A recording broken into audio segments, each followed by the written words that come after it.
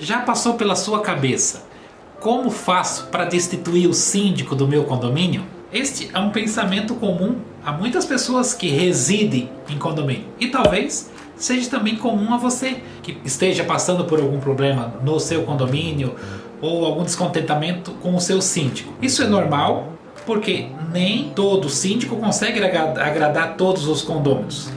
Mas existe um limite do que é destituir um síndico e de motivações reais. Para responder essa pergunta, eu vou recorrer ao Código Civil no artigo 1349, onde trata desse assunto de forma bem explícita. Vamos ver lá o que diz o artigo 1349.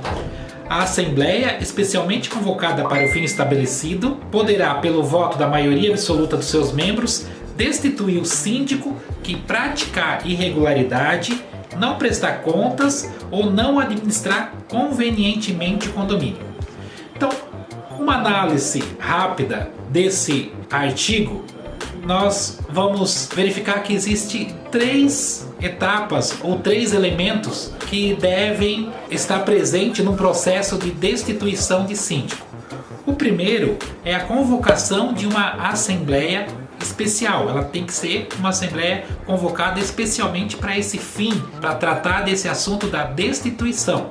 E essa assembleia tem que ser convocada por 1/4 dos condôminos, conforme o artigo 1355. Então, a assembleia tem que ser específica para esse fim, para não pegar o síndico de surpresa. Você, de repente, o síndico está lá numa assembleia e de repente levanta-se essa pauta e aí pega ele de surpresa. Então, para ter uma proteção para o próprio síndico, a assembleia deve ser convocada pelos condôminos, né? E o quórum para essa convocação então é de 1/4 para deliberar sobre a destituição do síndico.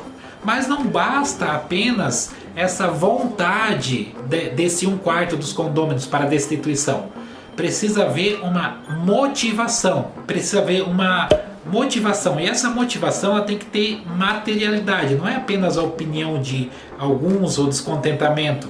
Deve ter alguns elementos. E o artigo 1349 traz quais seriam esses elementos. Embora de forma até subjetiva, mas ele fala sobre o síndico que não administrar convenientemente o condomínio, não prestar contas, praticar irregularidades. Então ele já traz esses elementos de quais seriam essas motivações. No dia a dia, na prática, o que seriam essas irregularidades? Seriam, de repente, o síndico deixar de cumprir as suas obrigações, as obrigações que o Código Civil traz, como a questão da manutenção, colocar a manutenção em dia, a segurança da edificação, colocar em risco a vida das pessoas pela não contratação de um seguro, gerar conflitos no condomínio, não prestar contas, não dar resposta para os condôminos da sua gestão financeira. Então aí nós temos algumas irregularidades que servem como um motivo, como motivador para essa assembleia, para que haja legalidade nesse processo de destituição. Um outro ponto que esse mesmo artigo traz seria o quórum. O quórum, ou seja, a quantidade de pessoas que deverão votar para destituir o síndico.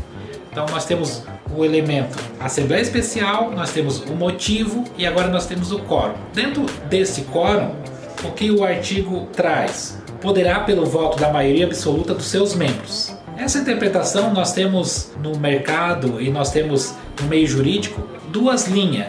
Alguns entendem que é a maioria dos membros da Assembleia, que na prática essa é o entendimento majoritário dos tribunais, indica que seria a votação simples e 50% mais 1. Existe uma outra interpretação que entende que seria a maioria do total dos condôminos, né? Mas este é um entendimento minoritário. O que prevalece no mercado, o que prevalece no dia a dia dos condomínios, seria a maioria dos condôminos em assembleia. Então é feita uma votação, se a maioria, ou seja, 50% mais 1, decidirem, então, votarem pela destituição do síndico, o síndico ele está destituído. Ok, pessoal? Então passamos aqui rapidamente essa análise do artigo 1349 de uma forma empírica, é o que acontece no dia a dia, também com embasamento aqui do Código Civil, para você entender que quando surgir esse pensamento